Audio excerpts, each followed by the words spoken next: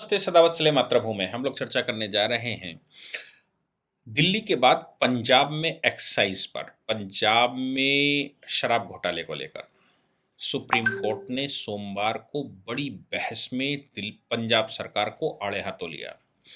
पंजाब सरकार से उन्होंने कहा कि आप मुझे ये बताइए कि आप कोई एक्शन लेंगे या नहीं लेंगे। इतने बड़ा घोटाला, इतना बड़ा मैन्युफैक्चरर पंजाब में है और इल्लीगल शराब वहाँ पर बन रही है। इल्लीगल शराब के मैन्युफैक्चरर, इल्लीगल शराब के ट्रांसपोर्टर, इल्लीगल शराब के सेलर, इन सबके खिलाफ आप एक्शन क्यों नहीं लेते? 13 एफआईआरें हुई। 13 एफआईआर में 3 एफआईआर्स में आपने चालान किया, बाकी के ऊपर 3 में आपने चालान किया और चालान करके उनको छोड़ दिया। उन्होंने कहा कि जो सैकड़ों हज़ारों लोग मारे जाते हैं इस इल्लीगल शराब की वजह से, पंजाब में जो दुर्दशा हो रही है उस पर आपका रुख बताइए, आप क्यों नहीं एक्शन लेते? उन्होंने ये भी कहा, क्या ये संभव है कि बिना पुलिस की साठगांठ के, बिना पॉलिटिशियन के साठगांठ के, बिना बड़े घोटालेबाजों की साठगांठ के इस तरह का एक्टिविटी पंजाब में चल भी सके?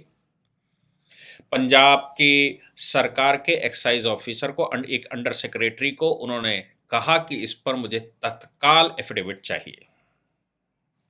कमाल की बात है। और इतना बड़ा केस कि इसके विषय में कुछ समझ में नहीं आ रहा कि आखिर क्या होने वाला है। मैं आपको पूरा प्रकरण बताता हूं तो आपको समझ में आएगा कि आखिर ये दिल्ली से भी बड़ा चक्कर क्या है।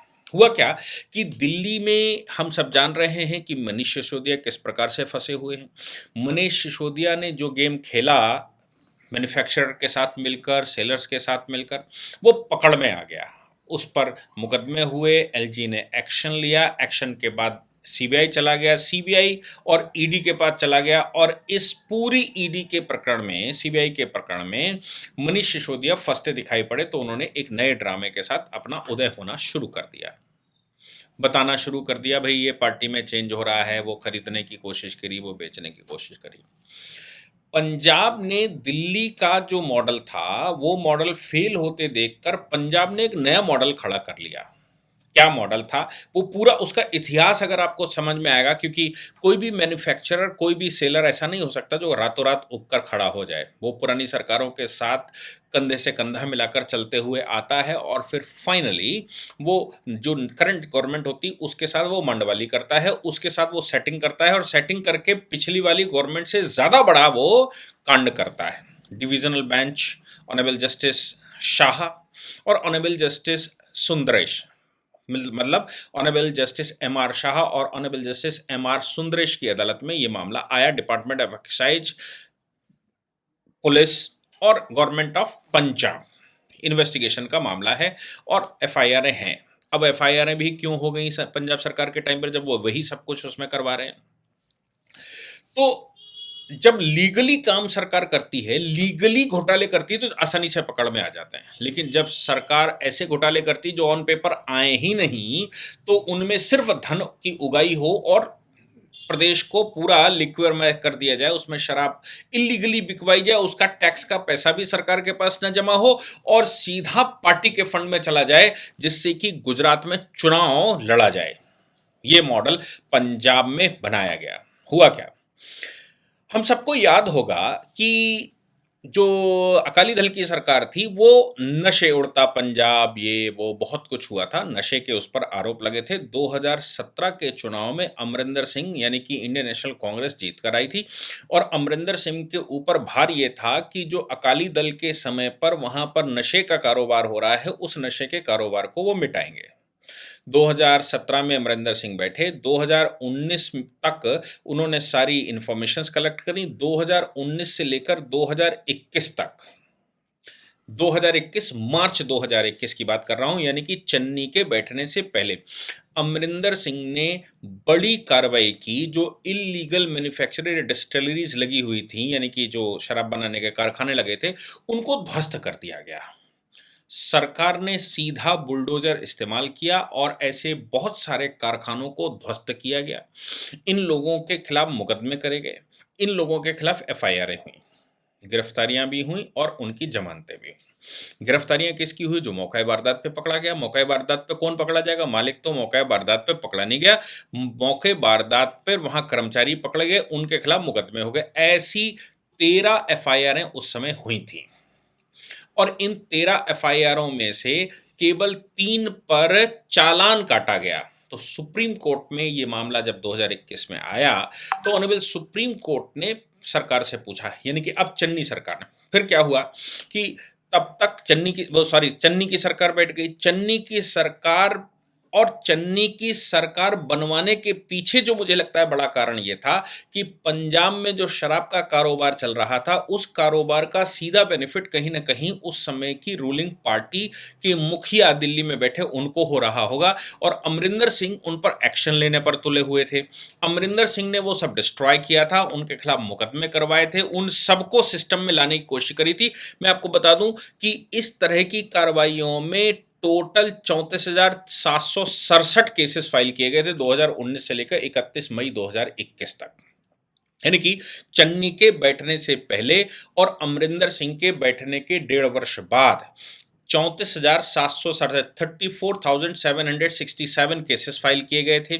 पंजाब एक्साइज एक्ट 1914 के तहत total 1270 illegal units manufacturing illegal liquid, इनको अनअर्थ कर दिया गया था, डिस्ट्रॉय कर दिया गया था। यानी कि लगभग 1300 यूनिट्स, 1300 मैन्युफैक्चरिंग लिक्विड प्लेसेस नष्ट किए गए। 1300। अब इनमें जो मैन्युफैक्चरर रहे होंगे, एफआईआर मैंने जैसे कहा कि उसके बाद एफआईआर दर्ज हुई, उनके खिलाफ एक्शन हुआ। चन्नी बैठ गए। तो चन्नी बिठाए इसलिए गए क्योंकि पंजाब में शराब का कारोबार खत्म हो कर दिया अमरिंदर सिंह ने, और शराब के कारोबार दिल्ली में बैठे हेडक्वार्टर में जो रूलिंग पार्टी के हेडक्वार्टर सरकार होगी, उसको उसका सीधा धन आता होगा। अमरिंदर सिंह तोड़ने पर लगे हुए थे। नतीजा निकला कि अमरिंदर सिंह को हटा दिया गया। अमरिंदर सिंह को हटाकर चन्नी को बिठाया गया। चन्नी ने भी उस पर कोई इन्वेस्टिगेशन नहीं किया। चन्नी ने कुछ लोगों के चालान काटकर उनको उसका वो खत्म कर दिया। चालान काट का मतलब पेनल्टी, और ये माना गया है कि ये पंजाब एक्साइज एक्ट का उल्लंघन है, ना कि एक क्रिमिनल एक्टिविटी, क्योंकि सुप्रीम कोर्ट ने कहा कि अगर ये क्रिमिनल एक्टिविटी है तो इसमें इंडियन पिनल कोड के तहत गिरफ्तारियां कहां हैं, लोगों के खिलाफ मुकदमे कहां हैं, चार्जशीटें कहां हैं, पकड़े कहां गए हैं, पुलिस की मिलीभगत होगी तो पुलिस वाले कहां हैं, पॉलिटिशियंस की मिलीभगत थी तो पॉलिटिशियन कहां हैं, और जो डिस्टिलरीज बनाने वाले ओनर्स कहां हैं, वो तो एक भी है नहीं। छोटे मोटे आपने कर्मचारियों के खिलाफ कार्रवाई कर दी और एक्साइज एक्ट का उल्लंघन माना है, टैक्सेशन एक्ट का उल्लंघन माना है, जबकि ये प्योर क्रिमिनल केस है। चन्नी की सरकार गिर गई और वहां बैठ गए केजरीवाल के नाबालिग बेटे। मैं कहूं नाबालिग इसलिए मैं कहता हूं, शब्द इस्तेमाल करता हूं कि ऊपर का चैम्बर जिसका खाली हो, मतलब अभी वो उस स्थिति में नहीं पहुंचे। शराब के तो वो बड़े भारी गुणगान करने वाले हैं, यहाँ तक कि पार्लियामेंट में भी उनके बड़े सारे चर्चे हैं, तमाम अभी हाल ही में उनके चर्चे आए। तो ऐसे मुख्यमंत्री वहां बैठ गए। उन्होंने क्या किया कि बाकी लोगों के खिलाफ भी चालान करके एक्साइज एक्ट का उल्लंघन मानते हुए उसका चालान का पैसा जमा करवा दिया थोड़ा थोड़ा, और फैक्ट्रियां फिर से चलने लगी। ऐसी परिस्थिति में जो मामला 2021 में सुप्रीम कोर्ट आया था, सुप्रीम कोर्ट में प्रशांत भूषण उसको देख रहे हैं। प्रशांत भूषण ने 2 जजों की बेंच में बहस करते हुए कहा कि पंजाब सरकार क्यों एक्शन नहीं ले रही है, पंजाब सरकार एक्साइज एक्ट के तहत उन पर पेनल्टी लगाकर सबको क्यों छोड़ दिया गया। सुप्रीम कोर्ट ने यह कहा कि भाई बड़ा आदमी है, उसको शराब खरीदने में, विस्की खरीदने में कोई समस्या नहीं, समस्या उसकी है जिसके पास धन नहीं है तो वो इलीगल विस्की खरीदता है और स्पूरियस विस्की खरीदता है, यानी कि खराब विस्की खरीदता है जिसके पीने की वजह से वो मर जाता है और पूरे परिवार को उसका खामियाजा भुगतना पड़ता है। इसकी जिम्मेदारी किसकी है? पंजाब सरकार ने जो एफिडेविट लगाया उसमें पंजाब सरकार ने अपना पक्ष रखा और पंजाब सरकार का यह कहना है कि साहब हमने इनके खिलाफ एक्शन लिया है, हम इनके खिलाफ एक्शन ले रहे हैं, कुछ के खिलाफ हमने गिरफ्तारी भी कर दी है। तो सुप्रीम कोर्ट ने कहा कि आपने जो भी ये डिस्ट्रॉयरीज डिस्ट्रॉय की गई थी उनमें पिटी पीपल, बहुत छोटे छोटे लोग और लेबर के खिलाफ मुकदमे कर दिए गए हैं और उनको अरेस्ट कर लिया गया और चार्जशीटेड कर दिया गया है। कहां है उसके मालिक? क्या लेबर मालिक था? लेबर कैसे हो सकता है? उनके मालिकों के खिलाफ क्यों नहीं हुआ? उसमें आगे की कार्रवाई क्यों नहीं हुई, आगे के पार्टिकुलर्स फाइल क्यों नहीं किए गए। साथ में ऑनरेबल सुप्रीम कोर्ट ने अभी क्वेश्चंस रख दिए पंजाब सरकार से। उन्होंने कहा कि मुझे कुछ सवालों के जवाब दीजिए और डिटेल्ड काउंटर दाखिल करिए। Under secretary government of Punjab, department of excise and taxation को उन्होंने कहा कि फाइल करिए। क्या क्या कहा? क्या इसमें ओनर, बॉटलिंग प्लांट बनाने वाले, शराब बनाने वाले, उनके लाइसेंस की रिपोर्ट, जो आपने लाइसेंस कैंसिल किए थे, उनके लाइसेंस कैंसिल करके नए लाइसेंस, दिल्ली में भी ऐसे ही हो रहा था, नए लाइसेंस बनाने की कोशिश की जा रही है। इनके खिलाफ आपने कितनी पेनल्टी लगाई गई, या जिनके खिलाफ पेनल्टी लगाई गई इंडियन पीनल कोड के तहत क्या उनके खिलाफ कोई ऑफेंस नहीं बनता था, और ऑफेंस बनता है तो क्या बनता है? पहला प्रश्न उन्होंने किया। दूसरा प्रश्न उन्होंने किया जिस पर पंजाब सरकार को, डिपार्टमेंट ऑफ एक्साइज को जवाब लगाना है, जिन पर पेनल्टी लगाई गई थी उनकी क्या रिकवरी हुई? तो पेनल्टी आपने लगा दी कि भाई ये आपने लाइसेंस का उल्लंघन किया है, ये पेनल्टी है, तो क्या रिकवरी की गई? दूसरा सवाल उन्होंने किया। तीसरा उन्होंने कहा कि आपने 3 केसेस में अभी तक केवल चालान काटा। देखिए 13 एफआईआर, 3 केसेस और 34,000 क्राइम, 34,000 क्रिमिनल केसेस, उसमें 1250 1300 यूनिटें तोड़ी गई और 13 एफआईआर केवल। हो सकता है 13 लोग मिलकर ही इतना बड़ा कारोबार चला रहे हो। 3 के चालान, उन 3 के चालान में भी उन्होंने पूछा कि आप मुझे ये बताइए किसके खिलाफ चालान हुआ। दूसरी बात, एफआईआर हुई क्या, और एफआईआर में एलिगेशन क्या लगाया गया, और इन चालानों में क्या ऑफेंस, इन मामलों में क्या ऑफेंस बनता है, क्या अपराध बना, यह हमें बताइए। फिर उन्होंने कहा जो बाकी बचे हुए हैं, जिनके खिलाफ आपने एफआईआर भी, जिनके खिलाफ एफआईआर हुई है, एक्शन नहीं हुआ, ऐसी कितनी एफआईआर हैं, इन एफआईआरों में ऑफेंस क्या बनाया गया है, और उनके इन्वेस्टिगेशन की स्टेज क्या है कि आज 3 साल होने के बावजूद, आपकी सरकार बनने के बाद आप उन पर एक्शन नहीं ले रहे हैं, और इनमें गिरफ्तारियां कितनी हुई, ये मुझे बता दीजिए। साथ में ऑनरेबल सुप्रीम कोर्ट ने उनसे पूछा कि जिन पर एफआईआरें ही अभी तक नहीं हुई हैं, लेकिन वो इलीगल फैक्ट्रियां चलाते हुए पकड़े गए, उनकी फैक्ट्रियों को ध्वस्त किया गया, उन मामलों में आप मुझे बताइए कि आपकी सरकार ने कितना एक्शन लिया और क्यों नहीं लिया। उन्होंने कहा ये शेमफुल है, ये बहुत ज़्यादा गंभीर बात है, हम इसको गंभीरता से लेते हैं। आपने जो लिक्विड पॉलिसी है, उस पॉलिसी के लाइसेंस का उल्लंघन माना, क्रिमिनल केस क्यों नहीं फाइल करते, इलीगल शराब अभी भी क्यों बिक रही है, क्यों डिस्टिलरीज लगी हुई हैं, क्यों उनमें जो बन रहा है वो मार्केट हो रहा है, और कैसे पंजाब में ये कारोबार चल रहा है। मैं बताता हूं कैसे चल रहा है, क्योंकि जैसे मैंने कहा कि दिल्ली का जो मॉडल था, दिल्ली का मॉडल हो गया फेल, और दिल्ली का मॉडल फेल होने पर सरकार घिर गई।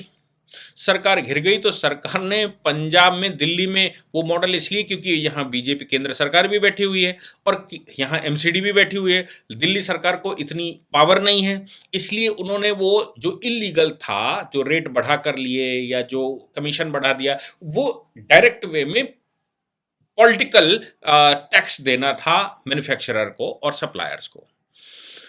पंजाब में उन्होंने मैन्युफैक्चरर और सप्लायर को रखा ही नहीं, इलीगल बनाइए, बेचिए, टोटल पैसा दे जाइए, जिस दिन आप नहीं देंगे उस दिन आपके खिलाफ कार्रवाई हो जाएगी, आपको बंद कर दिया जाएगा। आपके खिलाफ जो चालान किए गए, जो पुराने फंसे हुए लोग थे, उनको सेटल किया गया, उनके खिलाफ केवल पीनल कार्रवाई करने के बजाय पेनाल्टी लगाकर, यानी कि चालान के माध्यम से उनसे एक्साइज एक्ट में का उल्लंघन बताते हुए पैसे जमा कर लिए गए।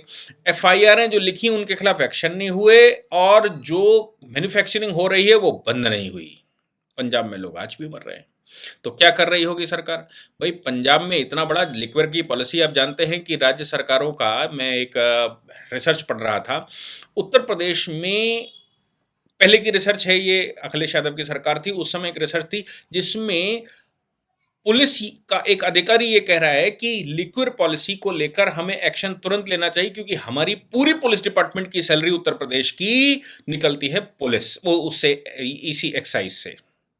तो आप समझ लीजिए पूरे के पूरे डिपार्टमेंट एक्साइज से चलते हैं, सरकारों का पूरा पैसा एक्साइज से निकलता है।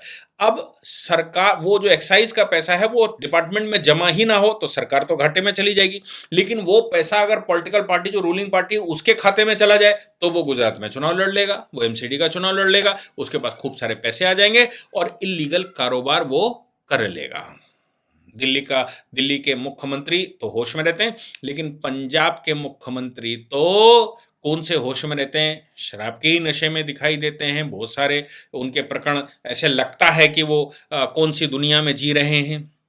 लिक्विड माफियाओं के लिए को लेकर आपने उस पर एक्शन क्यों नहीं लिया? ये सरकार से उन्होंने पूछा। मुझे लगता है कि ये दिल्ली का मॉडल तो फेल हुआ, क्योंकि दिल्ली के मॉडल में पैसा लीगली आ रहा था, इसलिए कागज पकड़ गए। पंजाब वाला मॉडल उन्होंने इतना अच्छा तैयार किया है कि काम भी हो जाए और पकड़ में कुछ आए नहीं। बहुत ज़्यादा अगर करोगे तो यही करोगे, सरकार पुलिस एक्शन क्यों नहीं ले रही, सरकार उस पर एक्टिव क्यों नहीं है, ये क्यों नहीं है, वो क्यों नहीं है, इतना कह के काम चल जाएगा। सरकार के फसंतड़ू कहीं दिखती नहीं है। आपको इन्वेस्टिगेशन करे, पकड़े, कौन लाए, क्या करे, कैसे करे, ये सब चक्कर है। दिल्ली में तो पुलिस चूंकि केंद्र सरकार के पास है, इसलिए ये गोरख धंधा इस प्रकार का चल ही नहीं सकता था, इसलिए वो पैसा बाया रूट आ रहा था। लेकिन पंजाब में तो खेल लंबा हो गया। पहले से केसेस थे, उनको विड्रॉ भी कर लिया गया, उनको उनके खिलाफ चालान करके उनको छोड़ भी दिया गया, उनके खिलाफ कोई एक्शन नहीं लिया। छोटे मोटे भाइयों के ऊपर जो उनकी लेबर ली थी, लेबर के ऊपर एक्शन ले लिया गया और लाइसेंस उनके बहाल कर दिए गए, लाइसेंस कैंसिल किए गए, दोबारा लाइसेंस करे जाएंगे और लाइसेंस की जरूरत ही नहीं है। अब तो इलीगल बनाइए और खूब पंजाब में बेचिए, पैसा सीधा सरकार के इलीगल पार्टी में आए और पार्टी उसको गुजरात के चुनाव में लगाए। जय हिंद, जय भारत, वंदे मातरम।